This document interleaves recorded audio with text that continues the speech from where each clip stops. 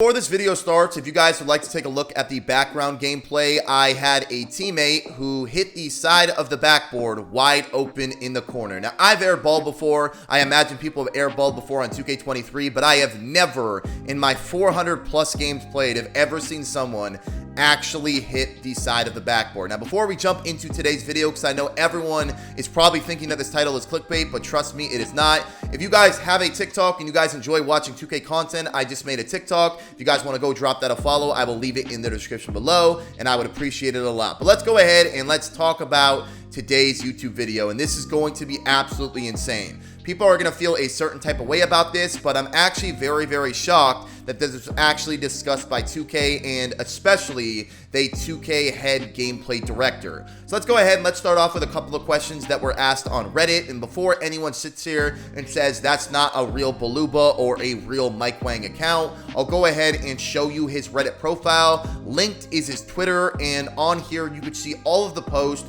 he's made throughout the years. This is 100% Mike Wang's account, and he is the one replying to these questions. So the first thing that he replied to, which I think is very, very important for a lot of people who are watching this video, is a question that comes from Daisies01. He said, "For the love of God, please save my settings and stop forcing my shot meter back on."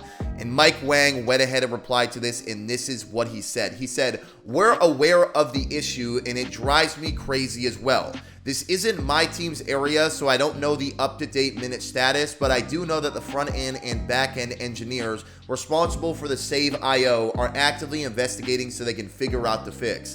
If anyone can post solid steps and or videos for how to get this to happen reliably every time, I will pass it along to the UI team." I want you to press the number 2 if you've ever loaded up NBA 2K23, got in a game, and found out that your animations are completely changed, your shot meter is randomly on. Like, I had one time where I never play with a shot meter. I had one time I loaded in and I had the NBA 2K17 shot meter on. So not only did it randomly put my shot meter on, it randomly generated a shot meter for me. I didn't understand. And then there's other times where I would load into a game and my dribble animations would be completely different, and it just throws you off. That can be the difference between you winning a game and you losing a game, because you feel very, very uncomfortable not knowing your dribble animations. Now, obviously, with the controller and the settings not saving, that is something that is very, very irritating, and it's something that I personally don't think will ever actually get changed for the entirety of NBA 2K23's life cycle. I think it's just going to be one of those things that is just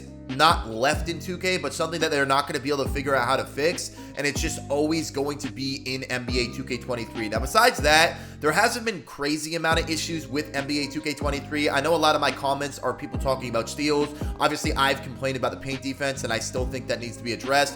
But other than that, there's only been 2 really big main complaints about NBA 2K23. Number 1, obviously, being how expensive it is to make a build. We've already addressed that. I mean, Ronnie kind of talked about it a little bit. I don't want to say that because he basically beat around the bush. And then the second main thing that people have been talking about in terms of NBA 2K23 is the inconsistency of shooting. Now, that doesn't mean that people are just complaining because they can't green a shot. I think a majority of people who play this game think shooting is fine. Although I do have to admit, and I've said this earlier, I stopped playing 2K23. I didn't stop playing. I took a break from 2K23 for 1 day, right? I got on the game and I felt like I didn't know my jump shot at all. Like, I was shooting like 3 for like 10 every game. I was missing wide open shots, and I can understand how for some people who, you know, have a job and they have things to do, I can understand how that can be frustrating. But for the most part, I think shooting is fine. If you know your jump shot, you will be good. But with that conversation, it leads to another conversation, because your jump shot this year isn't really about muscle memory, because your jump shot timing changes depending on how you catch the ball, depending on how close your defender is, and depending on a lot of different things. It feels like your jump shot is different every single situation. Also, one thing that I wanted to discuss when it came to shooting this year in NBA 2K23 is shot timing. And I'm not talking about what I just talked about. I'm talking about the literal controller setting of shot timing. I never understood this when it was released, and I still don't understand it now. So you guys know that in 2K23, you can choose 4 options of your shot timing. You could choose early, very early, late, and very late. But in my personal opinion, what does that even mean? Because if you think about it, this is the first 2K that this has been introduced. If you think about it, if a jump shot's too fast, you go to the jump shot editor and you slow down your jump shot or you change your jump shot. If a jump shot is too quick, you do the same thing. You go to a jump shot editor and you slow down or you change your jump shot. That is the whole point of getting the jump shot creator, is so you can have a custom jump shot that is as fast as you like or is fit to how you like to shoot. So the timing doesn't really make sense to me. So you're telling me right now, if you have on very early and you have the quickest jump shot in the game, you have all A+, you're basically going to release that shot as soon as you press the shoot button. I don't know.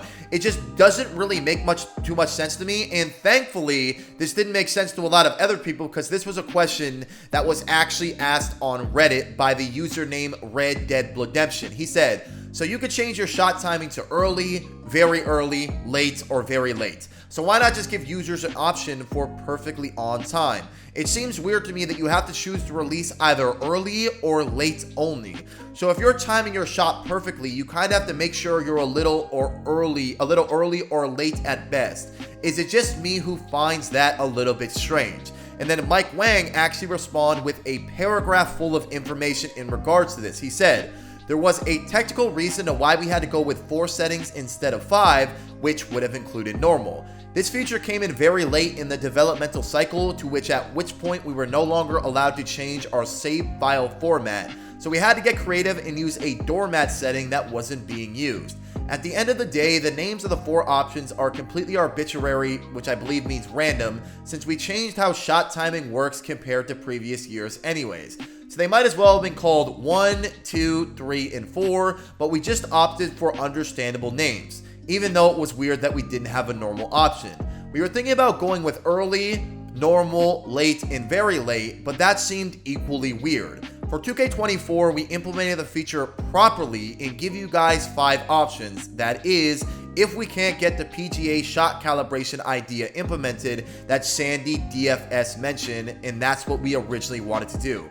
So a lot of things to take in there. So basically what they're saying, what Mike Wang said here, is that the shot timing is completely random. I don't think it means anything, because he's saying they might as well have been named 1, 2, 3, and 4. Now, so I don't even understand why those things are in the game then. It just seems to make things a little bit more confusing. And then he talks about the 2K PGA Tour calibration, which I think, in my personal opinion, would have been the best way they did this. So in PGA Tour 2K, which is a golf game that they have, you take 10 swings at the club of your choice, and basically it helps you find out your release point, I guess, in terms of 2K. I don't know if I'm explaining this wrong, but this is how I'm taking it. You get 10 practice swings, and then the game will calibrate how your swing is going to be. It will help you with too fast or too slow, depending on your timings in the game. Now, this would have worked for 2K, but the fact that they implemented this and then later on said, yeah, it doesn't really mean anything, and we did this because we had to add something to the game, basically, I don't really understand. But I'm actually shocked that Mike Wang went ahead and actually responded and basically like admitted that. Now, it's not like a terrible thing, because it's not really that game-changing of a thing, because at the end of the day, if he himself is admitting that it basically doesn't do anything, then it's not going to have that crazy of impact on the game. But it's still insane that they added this and it basically does nothing. But anyways, that is the end of the video. I hope you guys enjoyed it. If you guys did, make sure to drop a like on the video. Do not forget to subscribe to the channel. Hope you guys are enjoying this video, and I appreciate all the love. Make sure you like the video. All you got to do is like the video. Matter of fact, press the number 9 if you guys got to the end of the video. But like it. It takes 2 seconds. It helps a lot. But anyways, I'll see you guys next time. Peace.